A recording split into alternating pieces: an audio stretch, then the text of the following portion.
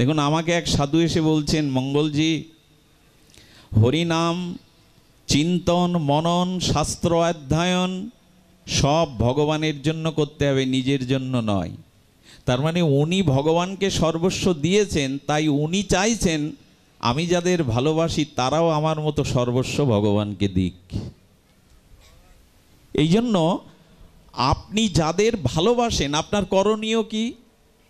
করণীয় হলো, আপনি যেভাবে ভগবানকে ভালোবেসেছেন, আপনি সংসারে যাদের ভালোবাসেন, আপনার কর্তব্য হলো তাদের ভালোবাসাটা ভগবানের দিকে নিয়ে যাওয়ার, তাদের প্রেরণা দেওয়া, তাদের চেষ্টা করা। যদি রাগ দেশ ভগবানে দিতে পারেন, আহা, তো রাগের দ্বারাও ভগবান পাবো বলো, বেশি করে পাবে। কারণ মিত্রের থেকে শত্রু যদি বেশি বলশালী হয়, তা বন্ধুর থেকে শত্রুর চিন্তা আরও বেশি হয়। যার সাথে আপনার মামলা মকদ্দমা ঝগড়া আছে, সে যদি ক্ষমতাবান হয়, আপনার থেকে অর্থশালী হয়, বিত্তশালী হয়, ক্ষমতাশালী, আপনার রাত্রের ঘুম কেড়ে নেবে। এই জন্য ভগবানের যিনি শত্রু, যদি তার সাথে তাকেও শত্রু মনে করেন, এই রাগ দেশ যদি কোনো ক্রমে এখান থেকে তুলে ভগবানে দিতে পারেন, বা যাদের প্রতি আপনার ভালোবাসা আছে তাদেরও মন যদি অনুরাগে ভগবানে দিতে পারেন, তবে আপনি গৃহে থেকেও সন্ন্যাসী। এই রাগ দেশ অন্যকে দিতে দিতে আর ভগবানে দেওয়ার জায়গা বাকি নেই। জগৎকে ভালোবেসেছি, সম্পর্ককে ভালোবেসেছি, ভালোবাসার অবশিষ্ট নয়। এখন কি করতে হবে বলুন তো? করতে হবে, জলে যদি আপনি কাপড় ভিজান, আপনার কোনো বস্ত্রখণ্ড জলে দিলেন, তাহলে কি হলো?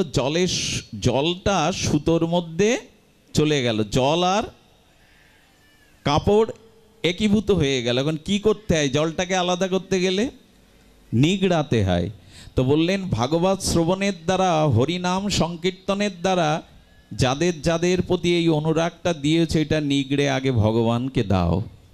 ভগবানকে যদি অনুরাগ দিতে পারো, তাহলে সেই অনুরাগে এদেরকেও তুমি দিতে পারবে। কিন্তু রাগ দেশ ভগবানে না দিয়ে আমাদের যাকে দিয়েছি তখন মোহ জন্মেছে। কি জন্মেছে? মোহ। মোহ কাকে বলে? কথাগুলি তাত্ত্বিক কথা, হয়তো আপনাদের একটু কর্কশ লাগবে, তবু দার্শনিক বিচার না করে, তত্ত্বের বিচার না করে ভগবানের লীলায় যাওয়া যায় না। শুধু লীলা কথা শ্রবণে আমাদের প্রজ্ঞা, আমাদের জ্ঞান, আমাদের সিদ্ধান্ত মঞ্জুষা আসবে না। তত্ত্ব শুনুন, একটু তিতো হলেও, একটু কঠোর হলেও তত্ত্ব শোনা যায়। যাবৎ কৃষ্ণ নতে জানা, হে কৃষ্ণ, তোমাতে যতদিন জীব মন অর্পণ না করছে, মনের ভালোবাসা তোমাকে না দিচ্ছে, ততদিন তার মন হবে চোর, আর সংসারে আসবে মোহ। মোহ কেমন জানেন? মোহ কেমন একটু শুনুন। আমাকে যদি বলেন 2-4 দিন চলো একটু ধামে যাই, বলো দেখো বাড়ির পরিষ্কারটাও সকালে উঠে ঝাড়ুটা আমার দিতে হয়, উনি অসুস্থ বাড়িতে, ঝাড়ুটা আমার দিতে হয়, নালে ঘর বাড়ি নোংরা থাকে। উনি অসুস্থ, উনি ঝাড়ু দিতে পারেন না, মাজায় সমস্যা, হাড়ের সমস্যা, আমাকে দিতে হয়। আপনি তাকে বলছেন 5 দিন একটু ধামে যেতে, ভগবানের উৎসবে যেতে, কিন্তু বলছে ঝাড়ুটাও আমাকে দিতে হয়, রান্নার কাজটাও তো আমাকে করতে হয়। জীবের ভগবানের কাছে যাওয়ার আহ্বান এলে মাঝে মাঝে আমার মতো ব্যক্তি এও বলে বসে, ঝাড়ু দেওয়ার লোক, রান্নাবান্নার লোক নাই, আর করবে কে? আমাকে তো ডাকছো, করবে কে? নাতিটাকে কে দেখবে? হ্যাঁ, ছেলের সামনে হালকাতা আছে, দোকানে ভিড় আছে, কে দেখবে? এগুলি হলো মোহ। আচ্ছা, আপনি যদি এখন মারা যান, এই যে কাজগুলোর দায়িত্ব, আপনি কর্তা সেজে আছেন, এই কাজগুলো থেমে থাকবে সংসারে? মানে ঝাড়ু আর দেওয়ার লোক থাকবে না, রান্নার লোক থাকবে না, ব্যবসা দেখবার লোক থাকবে না।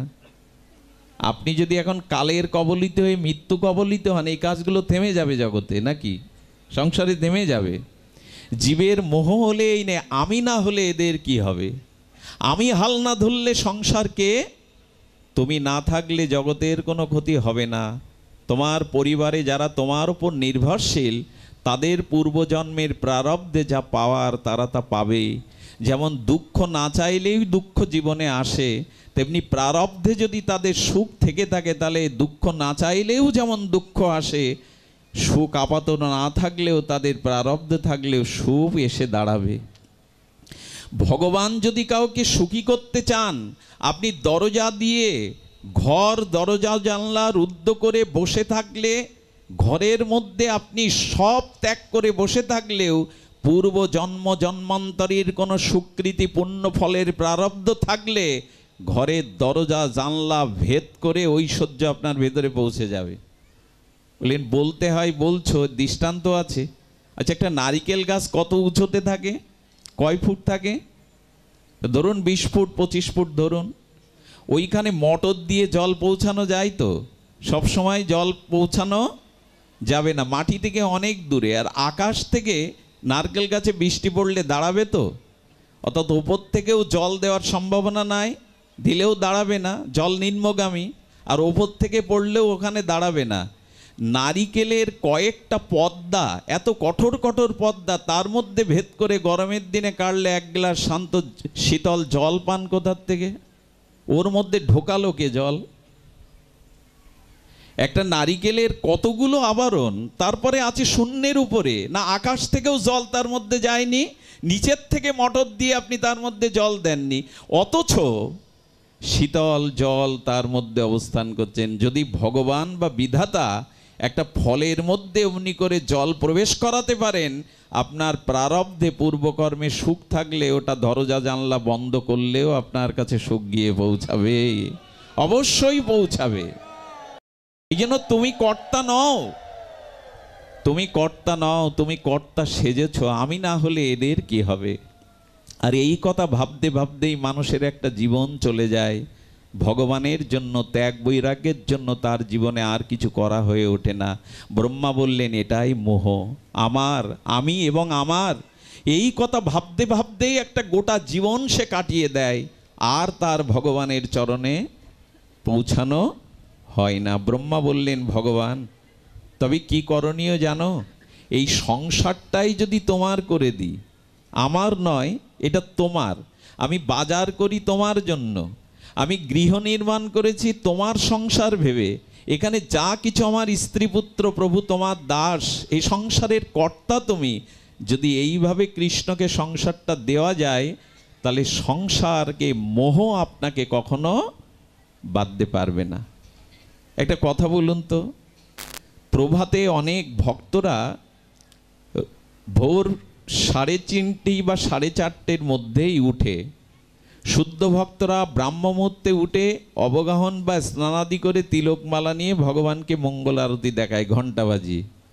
আচ্ছা, একজন এই গরমের দিনে আর ভোরের সেই সুখময় আরামপ্রদ নিদ্রা